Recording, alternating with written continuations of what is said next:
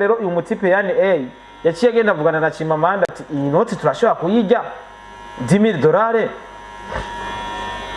Uyu Chimamanda aguma avuga nabi ya Ruvera kugira babone yuko ari umuntu wa danje ni yazana ziriya video n'amafoto aguma avuga ngo bafise si bya bindi bankorera none mwabibonye mushaka nzane video ngaha ni mwabibonye ibintu bankorera ndiko ndasoma Ruvera muhimbare kandi atari ivyo. Rero Chimamanda acudise hamwe n'umutipe yitwa yani je nyumva none uyu yani yinjirije iki Wema aho ashobora kumwishuza ivyo bihumbi 10 $10. Ubu Wema yo mubwira yani ati je ko nagusohoreye imiziki nkakuri ya hotel indege yo kuva muri Zambia no kuza mu Burundi nanje amahera ninjije naya yoshaka kuyasubiza yani aguma apostinga ngo agira shira amafoto hanze wari hiwe indege ukaza mu Burundi umaze imyaka n'imyaka utaza mu Burundi umeze nk'impunzi ibera muri Zambia ukarihigwa indege mu gihe wagiye muri Zambia n'imodoka ukarihigwa indege ukaza ukagira accident ukavugwa bakakugaburira buri kimwe hama mu nyuma ukacuza ngo ugira usore ngo amafoto ngo abantu bari gusa encore usaba amafaranga ngana na $10,000. Worazi $10,000 aho muri Zambia urayaronka ugiye n'ucudike hamwe na Chimamanda ngo mucafuza umuntu kugira abahamahera kandi muri ko muramubeshera. Iyi foto uvuga yuko yambaye ubusa ntiwayimbunye cye sinayibonye. Si yo foto muri ko murabona ngaha abakunzi ba Star TV. Unaenda kutengeneza picha ili upate pesa. Pesa zenye ukutumikia. Afu bikusaidie nini? Kome dame yarabivuze ari abantu biyahura kubera bariko barabeshegwa bakabazanira amafoto ngo bambaye ubusa. Kandi abo bantu barahanwa. Yani yewe pimusori foto hanze. Hama bagufate nibaza kutazosubira guhonyora ku butaka bw'u Burundi. Baza Chimamanda ivyakora uraza amakosa Chimamanda amaze gukora. Nibaza Chimamanda ko yopfa guhonyora ku butaka bw'u Burundi. Kubera iki? Yabeshe abantu benshi avuga ibintu bitamuraba. Avuga ibintu bidakenewe. Nibaza ko ivyo onye biri mu bintu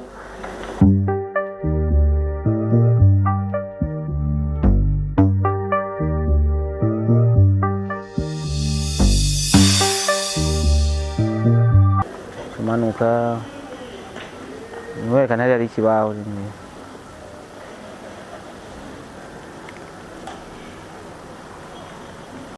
Yes, ndabaramukije amahoro y'Imana abane namwe mwese mudukurikirana abakunzi ba Star TV. Amazira nyene Star Boy the Ship, Mr. Recorder, Mr. Meet, Mr. Kimararongo, Love in Town ubeshi, umukozi wo munzo, Mr. Fashora afashije, Mr. Adonke, Mr. Sharpman, Dora Boy, all the way from Star TV, all the way from Burundi, East Africa, Africa ndetse no kwisi yose. I love support everybody now, can't love it if you love me, if you don't. I don't care for that. I don't care. So neza turi mu gisagara hagati cha Bujumbura mu Burundi, igihugu ciza cyane, igihugu cy'amata n'ubuki. Turi neza ku nyubakwa bita Bikoro. Mwebwe mwese muraza hano bita kuri Bikoro. En face ya Mutima Bar, abantu muzi kuri Mutima Bar cyangwa Avenue de la France, uvuye kuri ambassade y'Ubufaransa, uvuye kuri Avenue du Boulevard, ukacuza kuri ambassade y'Ubufaransa, ukacubandanya imbere uri mu gushika kuri Mutima Bar, ubona ahantu hari building yanditse ko Bikoro. Building yanditse ko Bikoro ukibona nta muntu atazi Bikoro. So nabazanya ahantu hadasanzwe ariko kandi naje guha ubutumwa abantu benshi cyane nza guha ubutumwa. Ubwo ubutumwa kugira ubumenye no kuza kubwumva d'abord. Ubutumwa utarabwumva nibaza ko atashobora kumenya. Uza kumva ubutumwa mu gihe nabutanze. So turi kumwe na Elvis Videography bako adufasha amasanamu bya dushobora kuronka amasanamu meza cyane. Ni building nziza cyane, ni building novuga yuko ikiri nshasha. Ni rangi nziza cyane abantu muzi ibintu by'amarangi iyi bayita Wall Master bisigura ko ni building inahenze ni building ikoze mu buryo bwa kijambere iyi bayita Wall Master abantu mutasanga umumenyereye abantu ibintu by'amarangi. So rero hano tuje nahantu hadasanzwe nje kubwira byinshi bitandukanye nk'umukunzi wa Star TV. Je namvuga ati Fashora afashijwe kwera ko twese turi ngaha kubera twafashijwe. So nibaza ko tuza kuganira byinshi cyane murabizi ibintu bimaze iminsi bivugwa muri entertainment tuza kuvuga bimwe kumbure dushobore gushika kuri ibi nabiri yagiye dushobore kuganira cyangwa dusangira ijambo hari ikintu bita mu Giswahili uchambuzi cyanye analyze ariko kandi uno munsi nabatembereje ahantu hadasanzwe makeup hairs makeup sinzi ko ndiko ndabivuga neza cyane cameraman nageri no kugira ashobore kubifata neza live the best vision of yourself. Contact bazitanze 66 30 74 92 nibaza ko ndiko ndabona ibintu vya velvet turaza kumenya byinshi bitandukanye ahanditse everybody everyday elegance sawa umeze neza biraza karibu muri velvet Instagram ni Lady Velvet Beauty ko ariko ibintu vya bad nakabarese so nije kwimosha rero kumbure nibaza ko no musinza kuganirira hano no musingiye kugira studio ya Star TV hano kabisa za gukorera ibiganiro muri Velvet Salon nuko nyende babivuga raba simpave ni nkasura Lady Velvet Salon je no musingiye kwimoshereza hano no kunyoza muranyoza neza nkasa neza yose irahari nk'imishatsi yanje yaboze ikagenda isa neza ko bitoroshe mishatsi kweli waraza kuyoza nyene bikunde brother umeze neza safi sana karibu bagira bankubitse banyogoshe hano ni chap cameraman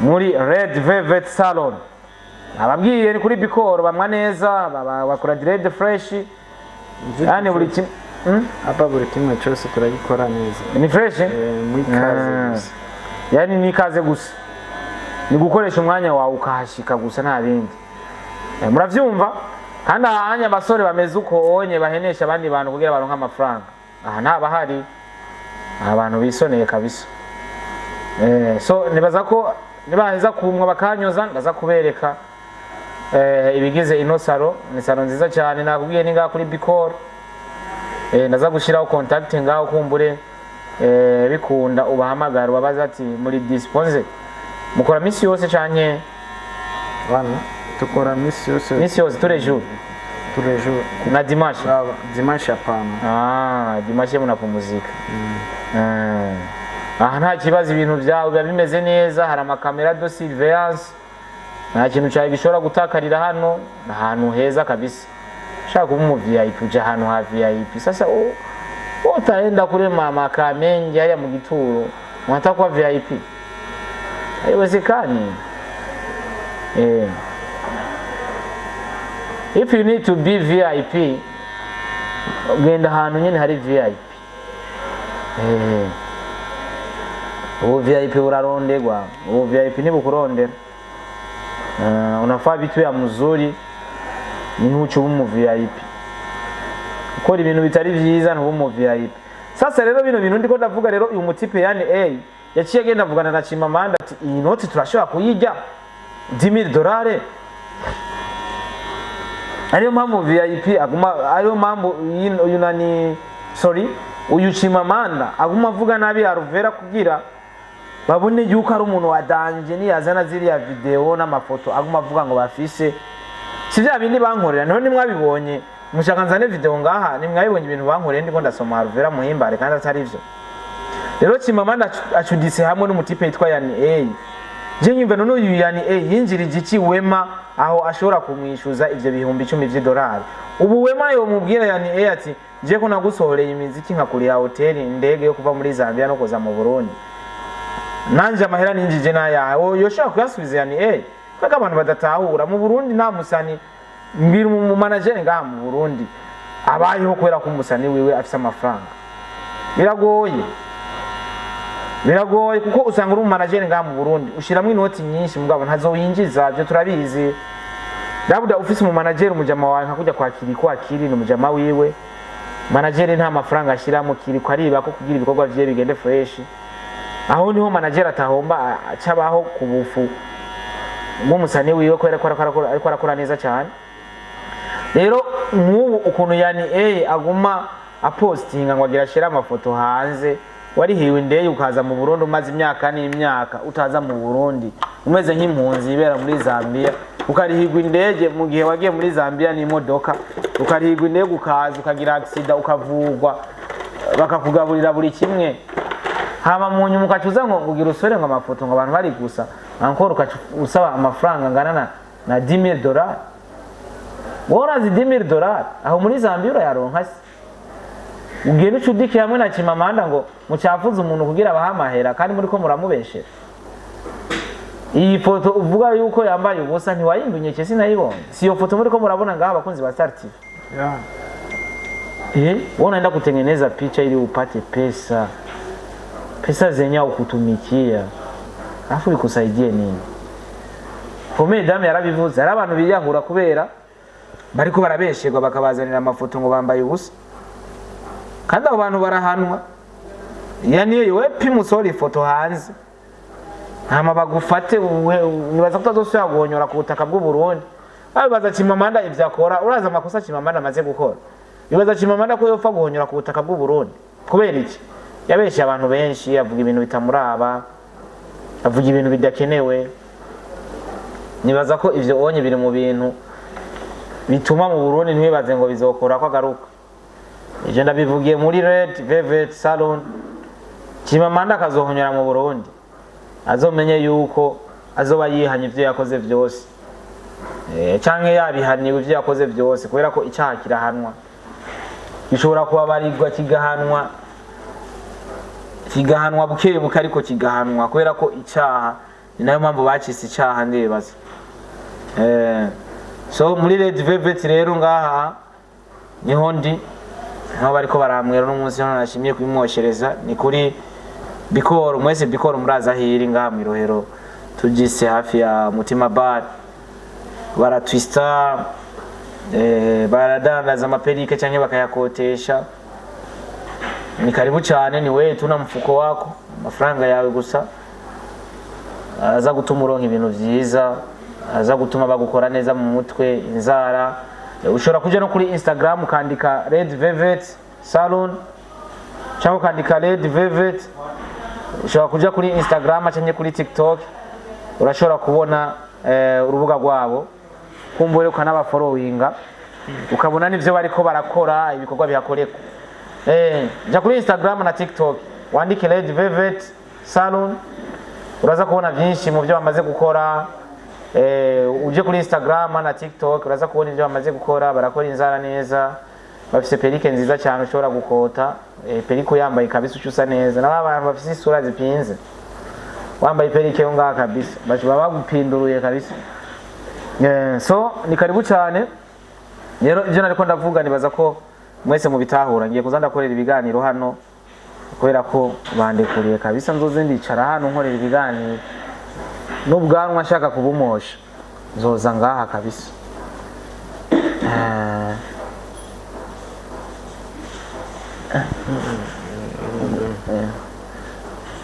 Red Velvet Salon. So nibaza ko abantu muri ko muradukurikirana nimba umukozi wa Star Leadership cyangwa Star TV ngiye nkunze gutanga impanuro ariko ubu ngiye kuzandatangira impanuro hano muri Red Velvet kubera ko banyemereye ko nzoza ndahicara je nta studio mfise ibiganiro ariko nzoza ndaza nze ndicara ngaha ndabasaba ati nicareho gakeyi janye umwanya muto kubera ko babinyemereye ngiye kuzandabikora ngiye kuzandaza kwicara hano ngiye kuzandaza gukorera ibiganiro hano ndabaha exclusivity zitandukanye. Rero uyo mugabo yitwa Chimamanda nyagaruka mu Burundi bizosaba tumane tumuzane ngaha buriya bwanwa bamaze bamukure kwanza apunguza umunwa.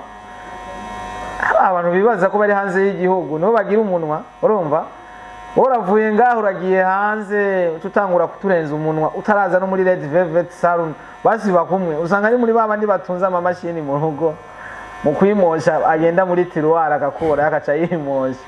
Sasa unakosa pesa ya kwenda mu salon atuvuruga ngo muri Red Velvet ngaha kuri Bikoro none rindiriye twaza wumva ngo urankunda ngo uramfana mfana ko tutaraza hano tumumwira ati je naboza yakwiye Starboy nterera abantu bambere batangura kubona ikiganiro ndaza guterera babiri kugira bazi hano muri Red Velvet babiri murenze babiri muce mwihangana haza kwimoshereza abantu nababiye bakomakome Dramati ahoraza ngaha urumva bishiza kiri ngaha bamukoze ya Madrid yacaca ngaha yakorera Madrid ngaha imbere kwa Zebedi avuye kwa Zebedi yacaca ngaha kwimosha Natasha iperika ishi ako mwemwe muzomenya ibintu byiza cyane aho amaze kumubona na boss yashize ku iperike wewe uko ntabameze baguma musinziriye mudashaka kumenya ivyiza Burundi bwacu bwarateye imbere narababwiye ati ibyo vyiyumviro byo muri 1900 bamwe mu gifise na cyane cyane abantu bakoresha imbuga za Facebook ibyo byiyumviro byo muri 1900 bisaba ko ndabibakuramwo. Ivyo bintu umuntu yikoreye akantu kagakovyo yakubise n'agatrace uja kuri Facebook kajuza kuntuka ngo ndikirwa kubera uracyari muri 1900 none uzotembere gute ntagenda kwereka Red Velvet. Nakubwiye Avenue de la France ugeze kuri ambassade y'Ubufaransa, ariko ambassade y'Ubufaransa ndayizi nabi, nasavye visa yabo nk'imyaka ine kwirikirana bayinye baguma bamparofi bagaca banyandikira ngo babonye ko ntazogaruka. Babibonye he ako n'ubundi sinari kugaruka arasti aho gena mu Faransa ukagaruka ukata hariya mu Barundi bagenzi bacu muri Belgique ukagaruka kuberekeye guca cyiza cyane ariko ntogaruka tu. Red Velvet iyi ni Niger yindi basiga bakajyana ku mushatsi. Ibaze kuva mbaho ntaragurira n'umukobwa dukundana akantu kangana uko umva ntahonze. Kuva mbaho nta mukobwa ndagurira n'akantu kangana guca birasaba ko ntangura kutugura. Kameramani wanje afise umu ex wiwe ari mu kurongorwa bisaba ko tumuzana hano mukore fresh, ariko ndamubwira abo mudofe umu ex wiwe ariko aravyanga.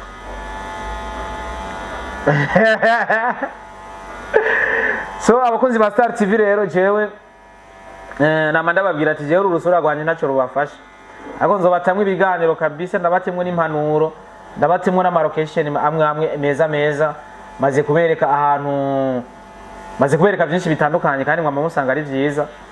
Aha barayeje kumwa baca baninda no ngaha kimya urumva. Abasaza bose bo mu bwiza bayeri umusaza w'Igitega afapase ntakiye nsanga ariko ari imoshaho, ariko nifitira umukire azomukire mu myaka iri imbere, yako wimoshereza ahantu hatagasirega nta kuntu reka kumukire. Ugasanga uno munsi wimoshereje kumutanga ucuja mu Kamenge, uvuye mu Kamenge ugiye kumutakura ingonga mwirohero.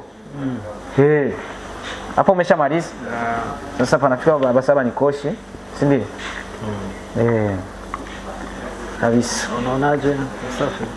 Hapa utatia nani, utatia trash hapa, kuna trash mbili hapa na moja hapa.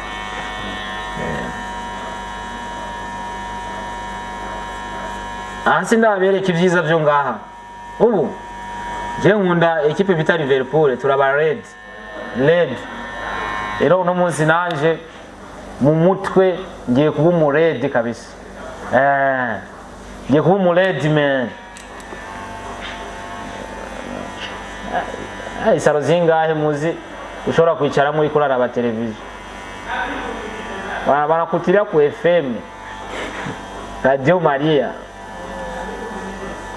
Isaro ni nziza cyane kabisa, ni nziza kabisa. Sasa hivi umwongoro nka offer y'amafaranga menshi yo mu Kamenge basi bagura miliyoni, utaenda kweli unatoka hapo.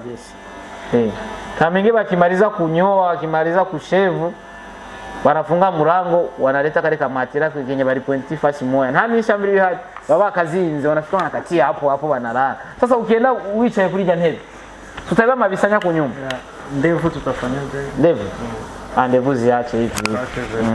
Basi sawa, msanifanya tuwetu mabora. Ndoto mimi natafanya. Rero abantu nguma ndabahanura muze murakora ama business yunguka.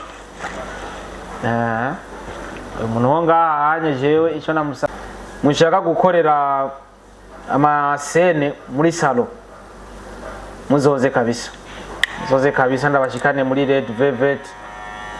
Abo ahonza gusangira ndi kubivuga nabi. Ahonza gusangira ndi gukasura nuko nyine babivuga.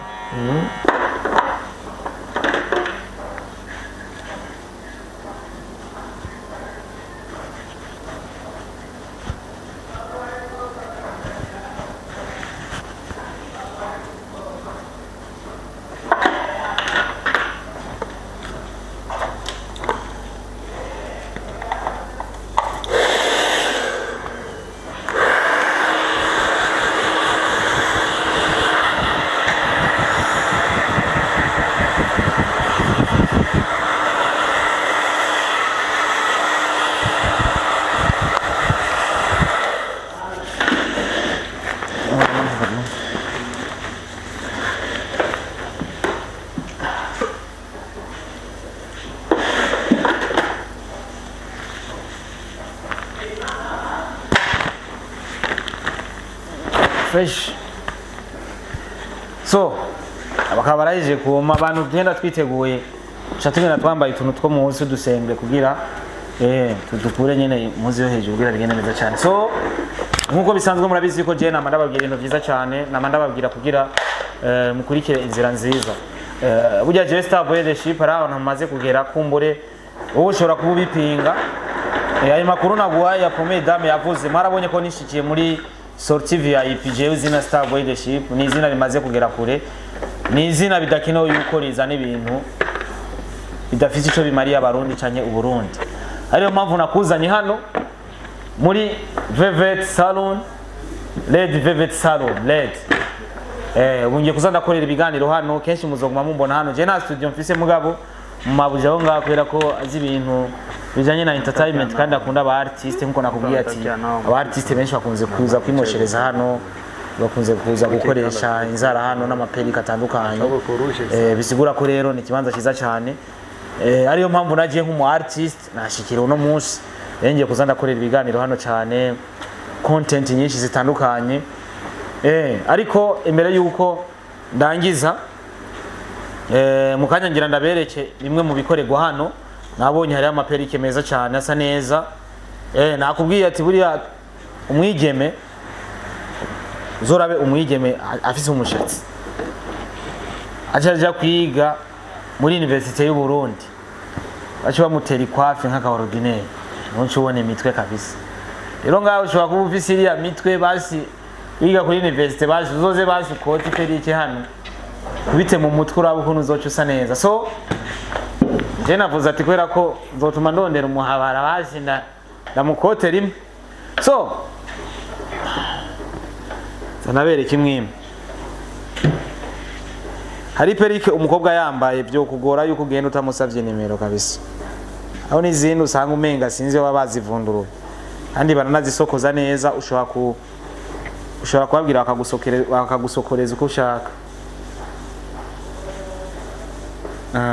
Ni perike nziza cyane ariko na VIP ntuzi uko perike yo mukamenge ngaha cyo gucanga kabisa.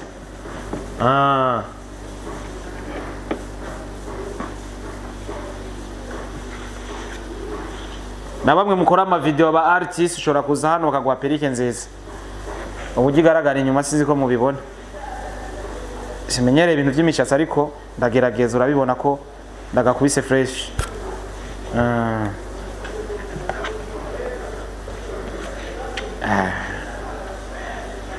Sivyo cameraman ubereke ini ni sawa urashobora kuyikoresha turabu ugigaragara inyuma garagara neza. Nubwo ugwayitu nubwo uba wariwe nakaboro ngaha rwanda kwa tuboro tujyana mu ijoro irashobora kugufasha ikahafuka basi batwita gute twatuntu tujyana mu ijoro. Perike nziza cyane kabisa. Apari ya perike basanzwe bakora n'inzara nakubwiye ati ja kuri Instagram yabo wandike Red Velvet. Nibaza ko ari Red Velvet gusa ugiye kuri Instagram. Narumura mufite telefone anize senura aje kuri Instagram yabo na TikTok. Instagram yabo na TikTok Red Velvet Beauty Bar. Red Velvet Beauty Bar. Ndaza kugerageza kubishira muri commentaire nzoshiramwo ino nani yabo. Nzoshiramwo link ya Instagram cyangwa TikTok. Très professionnel. Très professionnel.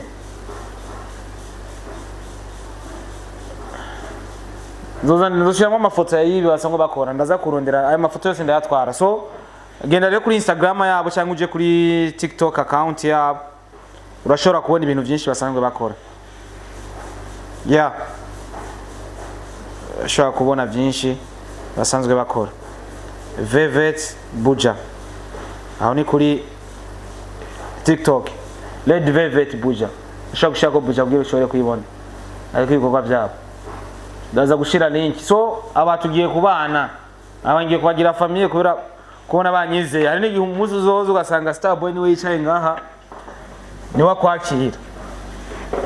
Aha niho bakorera inzara ugashyira inzara za buriya anye ndakubwira abantu bagira isuku cyo babona abantu benshi bakora inzara bazana isume zirabura ndabeshe kaka kubera ko batinya kumesa usanga ari abacafu bajya lakini wanatumia nani isume yera rongo ibintu byabo biri VIP iki nacyo ni ikintu cyo kumviriza ko umuntu inzara ziwe zikomeye cyane bakubana nagishariza bamba bari inzara ntavyo menyereye ventilateur kugira umuntu akayaga kumwe kamucako cha wibatse njenzo bazana umukiriya w'umukobwa vuba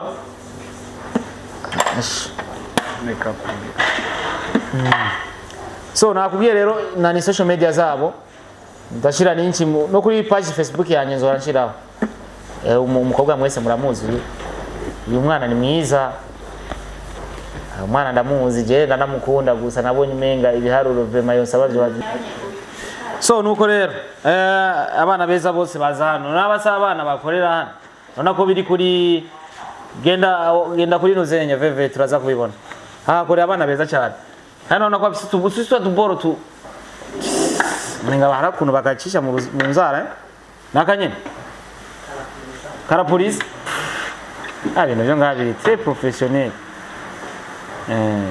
ega babani ba igimbona kazoza imwe president yavuga ni nyene kuza barazana ibintu nyene vya VIP so address naguhaye ni jya nyene naba abantu bagira za nzara zirezire sinzi ko batajya n'ubugari sinzi ko batajya ubugari bamoni ya frere bahora baza bagashiramo inzara menezi nyene nabwiye ko ngahaza ba artiste benshi batandukanye bakuza kuyimosha cyangwa gukora inzara cyangwa kukota periki kachura na dramati ngaho cyangwa moni ya frere cyangwa mokens so ibintu biri ngaha bisa neza cyane akandi kakaboro bamanza kwambika umuntu bagira bashire ku periki ariko sha so nuko rero karibu cyane ngiye kuzanda korera ibiganiro byinshi hano nubundi kugira nzi hano sinarinje kwimosha mu bisanzwe narinje gukora ikiganiro nkuko meje gutanga conseil ariko ahantu hari ubuntu bukaze gusa nakubwiye zizasaro zo mu gatunguru no mu iteme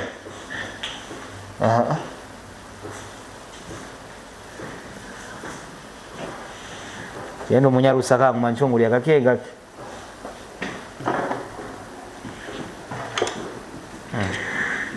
ako naki ukatinzara ukora munzara none uvuye kujya se ko ari wabuze sawa igituma mpamagaye no muvandimwe reka twicarire banza twicarira jikaria hapa ni sawa igituma muda kidogo clear ndio mu clear akona muda kidogo urafise mukiriya okay so ngira ndamuvugishe gato cyane uyu nibaza ko abakora inzara ni benshi cyane abantu bakora inzara ni benshi hano mu gice cy'u Burundi kandi abakobwa bari hano mu gihugu ni benshi bisigura ko n'abakora inzara baba benshi cyane numva shaka kumenya ibintu bitandukanye n'ibyo abandi bakora wowe ubukora bitandukanye n'ibyo abandi uvuga ati iyi ni quality yanje kabisa uje ngaha biragoye yuko woje ahandi hantu je quality yanje muri make navuga umukiriya wese azana design akeneye yakorewe n'umuzungu wahe ifoto yose akeneye yayikura kuri Instagram canke IG canke Google akaguha ati nkorera guca canke P-test mukorera ukwiri kabisa apana bya bindi usanga wasize ibirangi gusa hana unyikoresha n'utuboro two gupoma apana bisanzwe apana bisanzwe nabujyanye hariho n'utundi tuntu tw'ubuncanganya tuturoza uravanga yani kuna birungo fulani apana bisanzwe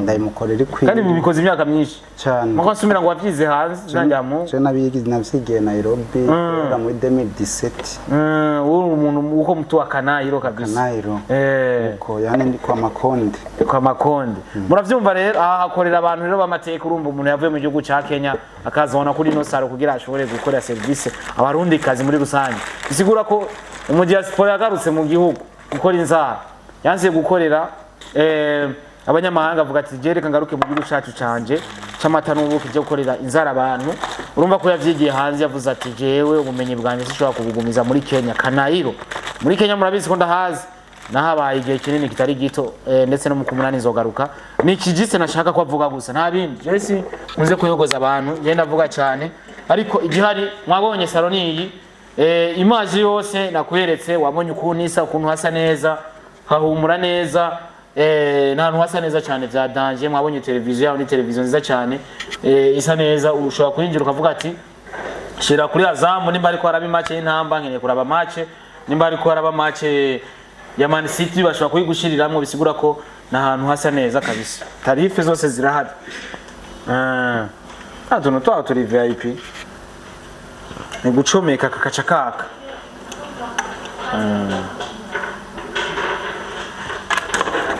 mani twajeje raba rero ukuntu